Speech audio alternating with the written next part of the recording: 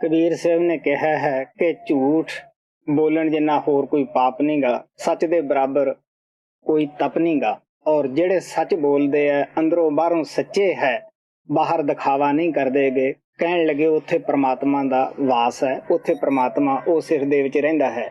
एक चिकना चोपड़ा आदमी 3 महीने होए मेरे पास आया, एक होर ओदे झूठ दी तरतीब करने वास्ते साथ आया, क्योंकि ऐसे बंदियां दे इस तरह के विचोले इस तरह के बंदे पास रखे होंगे है जेडे सच नूं झूठ, झूठ नूं सच कह सकन। वो कहन लग्या जी मैं सुबह ये कमरे च गया, ये अगे शेर बने बैठे सन। उन्हां दे दिल च तां ये ख्याल सीगा कि ये बड़े प्रभावित होणगे भी ये शेर बन जाते हैं, रिछ बन जाते हैं, कुत्ते बन जाते हैं।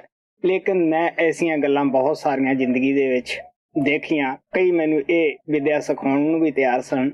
लेकिन मैं क्या कि भी प्यारिया, मैं तो इंसानी जामे तो उपर उठन वास्ते भाल विच है। कुत्ता बिल्ला तो इंसान बुरा कर्म करके खुद ही बन जाएगा, ये विद्या सीखण दी की लोड़ है।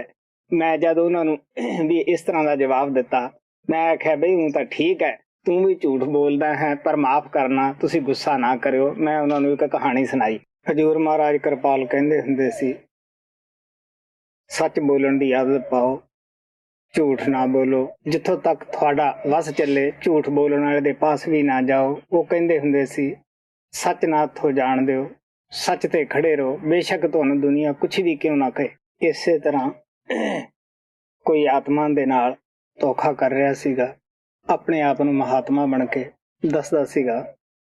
किसी सच्चे सुचे महात्मा की संगत और सोबत दे विच गया, उत्ते महात्मा सच और झूठ का नतारा कर रहे सीगे कि झूठ जिन्ना होर कोई पाप नहीं, सच बोलन जिन्ना कोई तप और त्याग नहीं गा। उन्हें सब कुछ सुनिया और सोचा बई झूठ नूं छड़ देना चाहिए है। वो अगले दिन फिर सत्संग दे विच आया। महात्मा दे सत्संग दे विच हमेशा ही 3-4 गल्लां हुंदियां है कि सच बोलो, नाम जपो, सतगुरां ते भरोसा करो, मन इंद्रियां दे घाट तो उपर आओ, मन दा साथ ना लो, ये तुहाडा जानी दुश्मन है। और वो बंदा जो सत्संग समाप्त होया उठ के खड़ा हो गया, कहन लगा महात्मा जी तुहाडे बचन बड़े चंगे है, मैं झूठ बोलना छड़ दिता है। वो महात्मा बड़े परेशान हुए कि एक दिन दे दी झूठ किस तरह छड़ दिता है इसने, ये तो जिंदगी भर पिछा नहीं छड़दा। वो कहंदे सानू थोड़ा बहुत आपदा तजर्बा तो दस कि तैं झूठ छड्या किवें। वो कहंदा जी मैं तुहाडे बचन सुन के ते झूठ नूं इत्थे ही छड्ड गया ते घरे चलिया गया। जद मैं घरे गया तो झूठ बड़ा हसदा खेड़दा खुश होया मैनू घरे मिलिया। मैं सोचा भी किते वो तेरे नूं चिंबड़ ना जाए। मैं उथों बाहर खेतां दी तरफ दौड़िया, लेकिन झूठ मेरे पिछे पिछे, मैं अगे अगे, आखिर मैं एक दरख्त ते चढ़ गया, झूठ भी मेरे मगरे ही चढ़ गया और मैं डाणी डाणी, झूठ भी पिछे, फिर मैं पत्ते पत्ते भी हो गया, लेकिन झूठ पिछे पिछे मेरे छड्डे ना। आखिर दरिया दे पार एक धोबी कपड़े धो रहा सीगा, जद उन्हें पहली छू कही, क्योंकि कपड़े धोने वाले हमेशा छू बोलते रहते हैं, तो मैं ओदी छू फड़ के दरिया टप गया। और जद उन्हें दूसरी छू कही तो जेड़ा झूठ सीगा वो भी मेरे पीछे आ लग गया। और जो तीसरी कही ते मैं दातरी दे नाल ओ झूठ जेड़ी धोबी दी छू सी उसनूं वड्ढ दिता। और जेड़ा गप सीगा वो दरिया दे विच रुड़ के होर किसी मुल्क नूं चल गया। इस वास्ते मैं झूठ छड़ दिता। हुण तुसीं ये खुद सोच के देख सकदे हो कि उन्हें झूठ छड्डिया या होर एक वड्डा सिख लिया। प्यारे बच्चों, बाबा जी ने अभी एक कहानी के जरिए हमारी एक बहुत बड़ी बुराई को छोड़ने के लिए प्रेरित किया है। वो बीमारी, वो बुराई है झूठ बोलते हैं। अक्सर हम देखते हैं कि बच्चे घरों में या बड़े भी झूठ बोलते हैं और दूसरे का भी साथ लेके उस झूठ को प्रूव करने की कोशिश करते हैं। जैसे अभी बाबा जी ने कहा कि बाबा जी के पास भी एक बार कोई इंसान आया था, अपने साथ अपने झूठ को प्रूव करने वाले को साथ में लेके आया था।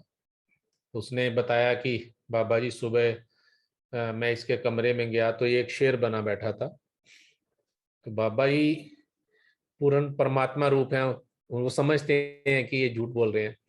तो उन्होंने बताया कि मैं भी किसी महात्मा के पास गया था, ठीक है, उन्होंने मेरे को शेर और ये बनाने के लिए बोला था कि आप ये तप करके बन सकते हो। तो मैंने कहा कि बुरे कर्म करके तो मैं अगले जन्म में बन ही जाऊंगा, इस वक्त मैं इंसान हूं तो मैं इंसानों वाले काम क्यों करूं।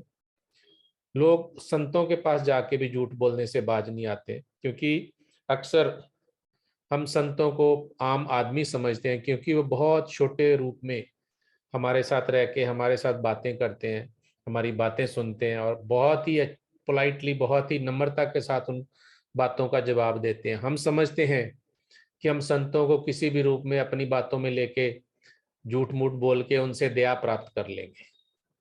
नहीं, आप परमात्मा को, गुरु को झूठ बोल के अपनी प्रार्थना नहीं कर सकते।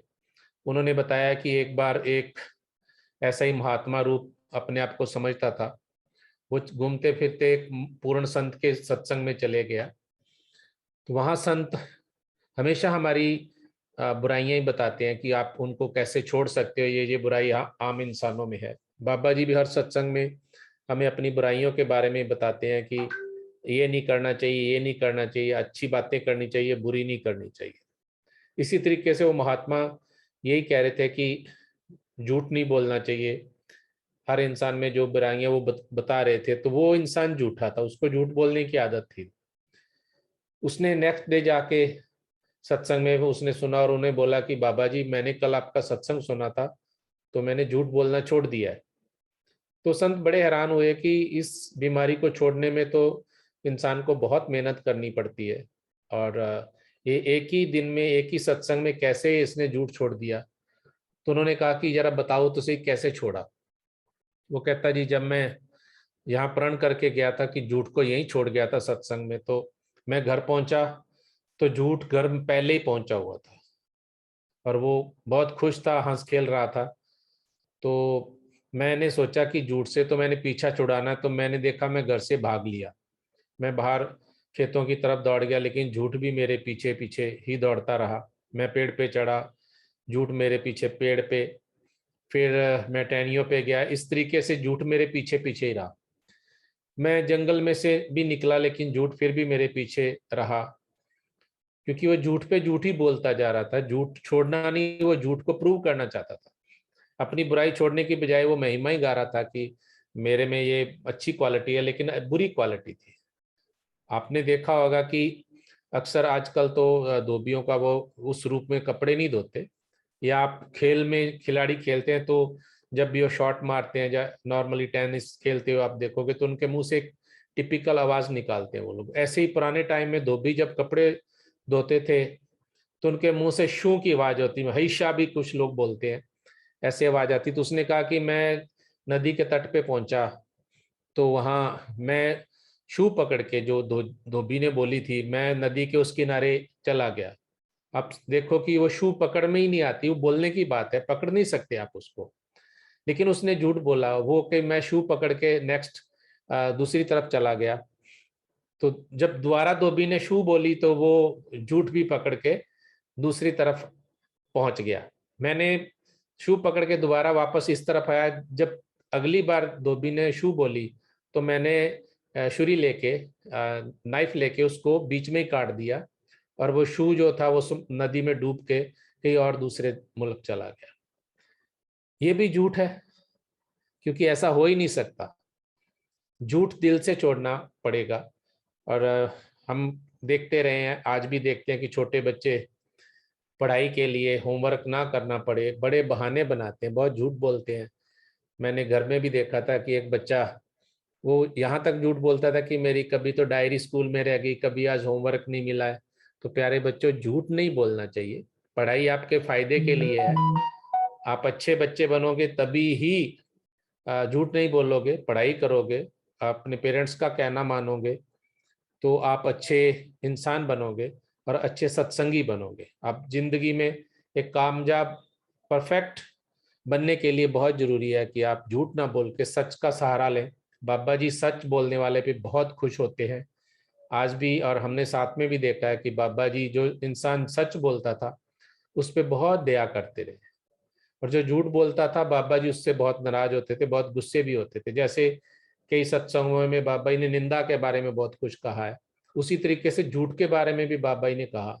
बाबा जी अक्सर कहा करते थे कि एक झूठ को सच साबित करने के लिए आपको 100 झूठ बोलने पड़ेंगे, लेकिन वो फिर भी झूठ ही रहेगा। आप सच एक बार बोलेंगे, वो सच एक बार बोलो, उसको दोबारा सच साबित करने के लिए और सच बोलने की जरूरत नहीं है। तो प्यारे बच्चों, हमेशा सच बोलना है, झूठ नहीं बोलना है। हम ऐसा करके अपने बाबा जी की दया प्राप्त करेंगे और एक अच्छे इंसान बनेंगे।